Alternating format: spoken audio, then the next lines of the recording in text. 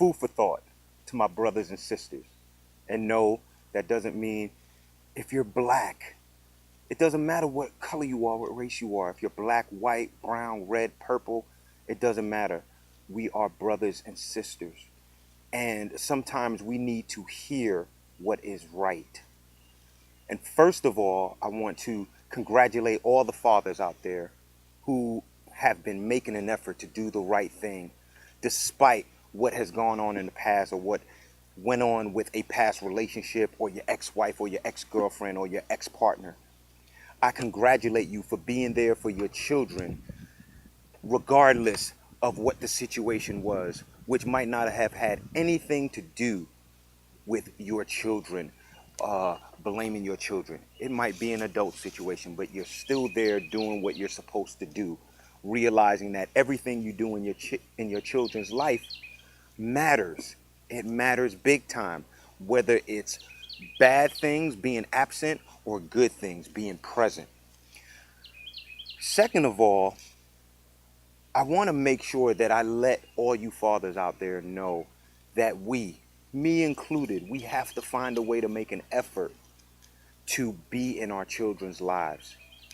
I know we hear it all the time, but it is critical. We have to find a way to call, to show up at their events when they don't expect you to show up.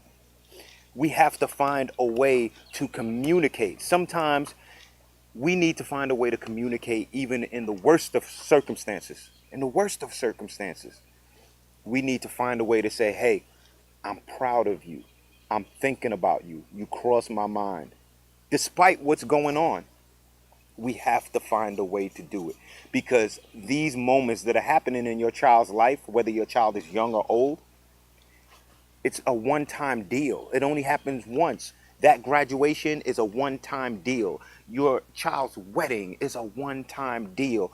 Your child's basketball game, your child's ballet performance, it's a one-time deal. You usually don't get them back. And there is no amount of sorry that you can say later on in life that will get those days back, those experiences back. So we have to find a way to be involved. We have to. My dad, I probably saw him maybe 5 times in my life. I remember he would come by and we would spend a few minutes together and then he'd be gone until the next time, which could be anywhere between 6 months or 6 years. And I remember when I got older, all of a sudden I wanted to show my dad all that I accomplished because he missed so much. He has grandkids he never met. And I just wanted to show my dad, hey, I was blessed enough to buy a home. I am raising these children. I wanted to show him these things that a child would want to share with their parent, their father. And I remember being on Facebook one day and someone reached out to me and asked me if Carl Conrad was my father. I knew that was my half-sister, Kim. And I immediately wrote her a message because I was excited. I'm going to see Kim. I'm going to reconnect with her because I only met her once in my life. And it doesn't matter if she has a different mother, but we have the same father. And I wrote her a Facebook message back and I said, call me. So when we finally got on the phone, I said, man, I can't wait. I can't wait to come to New York and we'll get together. We'll get with dad and we'll go have dinner and we'll talk and we'll do all these things. And then it got real quiet. And she said, Shawn, I'm sorry. He passed.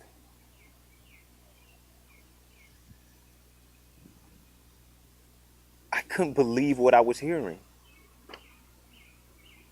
Because I knew the last time I saw my father, I was walking down the street and there was a man coming my way. And I saw, even though it was almost a full block away, I saw that this guy looks like my father. But I haven't seen him in so long at the time. I was trying to make sure. And I couldn't put together the words to say anything. So this man walked into my direction and I kept trying to identify him. And I kept looking at him and he was looking straight. He didn't see me pass him by. He didn't see me approaching. He didn't see me passing by. And me, on the other hand, I'm looking at him saying, I think that's my dad. And I walked right by him. I didn't say anything. Even after he walked past me, I was like, I had so many thoughts. That's my dad. What is he doing in this neighborhood? Does he live here? What is he doing? Is he okay? I had so many thoughts and I couldn't verbalize them. I couldn't verbalize them enough to even get a hello out. And that was the last time I saw my dad. So going back to this conversation I had after my sister found me on Facebook and she told me my dad passed, I cried like I never cried in my life. For a man that I only saw 5 times. How could that be? I've only seen him about 5 times. And I cried so hard that my mother was worried that I may need to go to the hospital. That's how hard I was crying. I cried all day because I didn't get to share critical moments in my life, important moments in my life with my father. That's how much it hurt. And I can't get it back.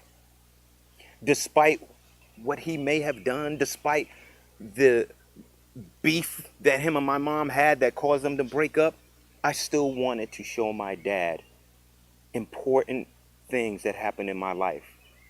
So we have to be careful. We have to make sure that we don't allow our kids to suffer the same thing in the future. Because at some point, no matter what, they will think about their parents. They will think about the great times they had with their parents or the missed times they had with their parents. So fathers, make the story not be the missed times they had with you. Allow the story to be, despite whatever was going on, I was able to spend time with my dad. We spoke. I got to show him how I was growing from a child into an adult. Because if we don't handle this right now, men, fathers, you are leaving your children here to suffer in a Rubik's Cube of obstacles to figure out what is going on in their lives. And it will be connected to the disconnect that they had with you. So rethink everything. If you're really upset at your ex and that's causing you not to communicate with your child, you got to rethink a better way to go about how you're handling this problem. It is crucial that you stay in your child's life. So what you need to do is to get to the point where you can visit with your child and set up times where you have events where you can surprise your child, show up at their events, take them out to dinner, open the door for your child, kiss them, hug them, love on them, roll around with them, so they have those memories to cherish. And don't blame this on your ex. You be the leader. Start bigging up your ex and saying, hey, you're doing a great job with the kids. You're doing a great job with our child. So that you can get some grace where they can say, hey, you know, she wants to see you. He wants to see you. Why don't we set up a time where you guys can do that? I think that'll be great. It's only going to happen when you take that barrier down and say, hey, this is what I want to do. I want to be there for that event. Can you let me know what the address is? Sit on the other side. You don't have to sit together, but do not destroy your child's future and your child's mind when they're trying to get along in life after you're long gone.